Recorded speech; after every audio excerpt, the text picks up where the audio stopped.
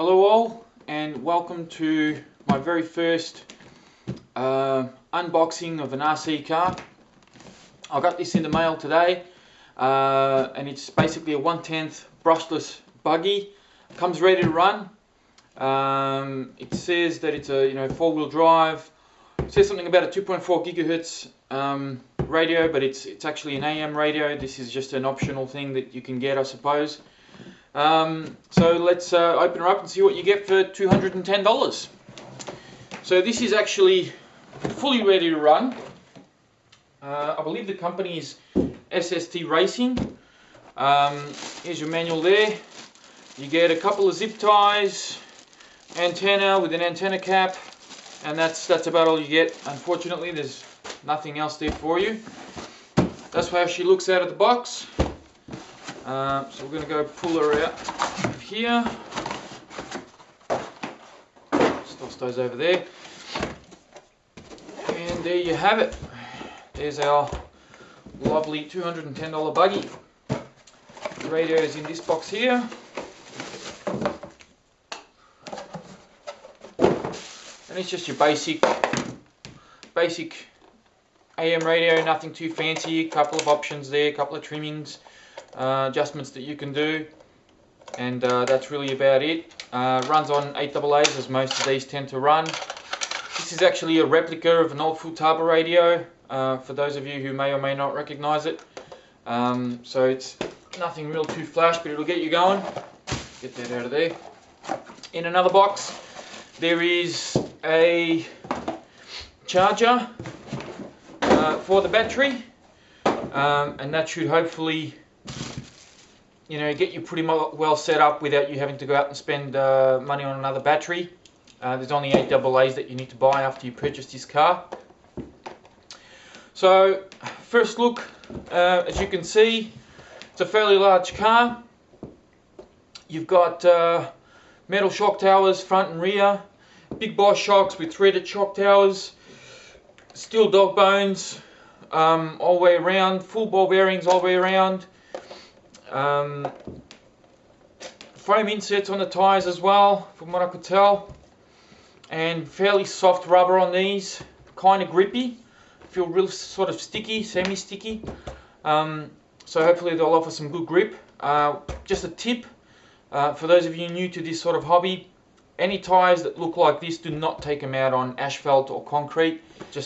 It'll just chew through them, so there's no point in taking these out on hard surfaces. Stick to dirt, gravel, grass, those sort of type of places. It's an off-road car, so don't get creative and go on road. Inside, as you can see, you get your battery, which is I'll just have a quick look here. It is a 3600 milliamp, 7.2 volt nickel metal hydrate battery. Pretty straightforward, pretty standard, nothing too fancy. Comes with a Tamiya plug, but they give you this neat little adapter so that you can plug it into your ESC with already Dean's pre-connected, pre-installed. So that's pretty cool. That'll keep you going for a while until you can get yourself a LiPo. Battery strap, and according to the design here, I can see that it can be mounted this way, or you can flip it over and have a bigger battery pack in here, so when you start running your LiPos you can do that. It's fairly soft as well. Brushless motor, which I believe is a 3300 kV motor.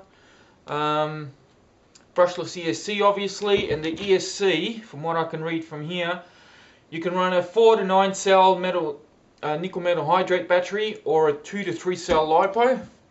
So you should be right to get some power out of this thing. On and off switch, pretty straightforward. Heatsink for the motor, which can pop out. The motor doesn't have anything written on it to say who makes it. So I'm hoping it's something half decent. High torque servo, or at least they claim it to be a high torque servo. There's really no description on the servo at all, so I'm hoping that this thing actually stands up and performs pretty good without me having to upgrade it. It's got a little receiver cover here just to protect it against dust and dirt and any obstacles that sort of tend to aim for it. The ESC, as I may have said, is also fan cooled, so that's pretty neat. The plastic on the A-arms, it's got front and rear upper and lower A-arms, and the plastic seems to be fairly flexible, so I can actually push down on that and get a bit of flex out of the plastic. This is not a bad thing if you get a car that has a bit of flexibility in these sort of parts. This is actually a good thing. Flexibility equals durability. If it's hard, it's probably more likely to snap off. The chance of an impact or an awkward landing or anything like that. It's actually quite a fair bit of clearance. I can almost put my entire hand underneath there. So you're probably looking at about an inch clearance. Big wheels, big tyres, big car, flexible rear wing, which is just a plastic. It's not a Lexan or anything.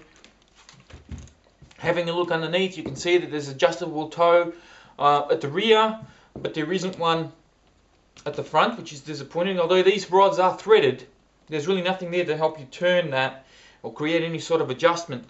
So that's a bit of a worry. I don't know why they would have done it that way, but there's a little bit of a cover here. I think that's for the spur gear.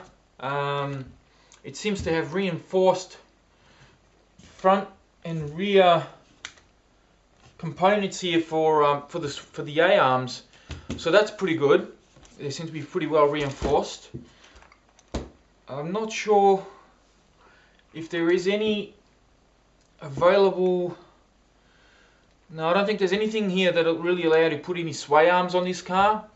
So I don't see this thing as being anywhere near ready for competition. If any of you are thinking of getting something like this for competition. I personally have never competed. I can only go by what other people have said. Metal gears as well. I don't know if you can see the metal gear there, but that's actually quite a big spur gear that's there. There doesn't seem to be any clutch assembly, so it's going to be pretty much direct drive. But it rolls pretty freely, so all seems to be in check. So far from what I see on this car, seems to be pretty impressive. I hope that once I take it out, it really stands up to how it looks, because it does look quite good. It's got a very low slung body, as you can see there. Very low profile, very aerodynamic. So I'm really hoping that this thing picks up some speed and looks as good as it goes, or goes as good as it looks, I should say. So to give you an idea of scale, I'm actually going to put my Tim associated buggy next to this, and you can see there's actually quite a difference in the length there. There's probably about an inch and a half lengthwise, and if you go widthwise, you're probably looking at probably around about 2.5 inches. So this thing is very, very big. Hopefully the 3300 kV motor can push this thing forward. One thing I don't like about the design of this buggy, just looking now in comparison to the Tim associated one, is that the shocks are actually in front of the shock tower, where they should really be behind the shock tower. The reason for that is because it offers protection for the shocks. Sometimes some manufacturers will actually put the shocks through the A-arms, which is not entirely a bad thing. But you can see here that the shocks are actually behind. So if there's any impact in this, the shocks are protected. Meanwhile, if you get an impact in this, the first thing that's going to get hit, if it gets past this bumper or the tyres, your shocks are fully exposed. So that's a little bit of a bad design, I think. I think that they could have swapped that around and put them behind. That would have been a lot better. And really, it wouldn't have been an issue with cost. It's just a matter of redesigning it. You're not adding anything different. You're just swapping from one spot to the other. I don't see that being a cost issue.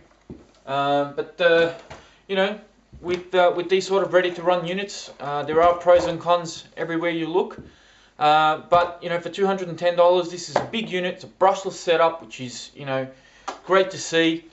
You get your radio, you get a battery, and you also get a charger. So all in all, you're ready and set to go. You just need some batteries for the radio, which is fairly common. Not a lot of RTR kits come with AA's for the radio. This is the end of my video, and I hope you guys enjoyed it. I'm hoping to get some videos out of this thing on the run and on the go. Hopefully, you know, we'll have a bit of a laugh. I'll do some video editing and so forth. So enjoy, and I'll catch you guys around.